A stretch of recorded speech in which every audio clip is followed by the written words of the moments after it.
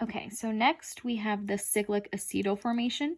So if you want to make a cyclic acetal, you have to start with a cyclic hemiacetal. So that's what we have here is our cyclic hemiacetal.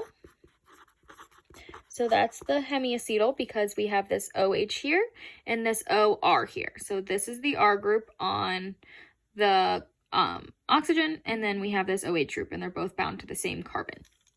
So if you want to do cyclic acetal formation from a cyclic hemiacetal, it's the same thing as doing an acetal from a hemiacetal for an open chain compound. So we're going to add an alcohol, and we're going to have our H2SO4.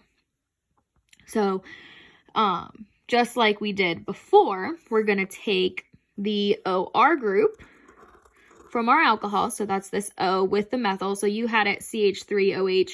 That's the same thing as a methyl with an OH group. So I just wrote it out so it was easier to see what you're supposed to add.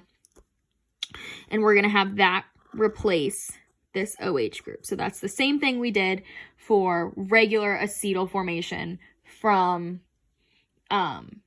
regular hemiacetals.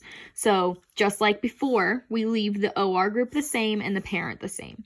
So we have, again, this 5-membered ring with our oxygen there. These 2 methyl groups need to stay because our parent needs to stay. And then instead of this OH group, we have an OR group. So we have the oxygen, and then the R was just this methyl. So this is what your cyclic acetal looks like.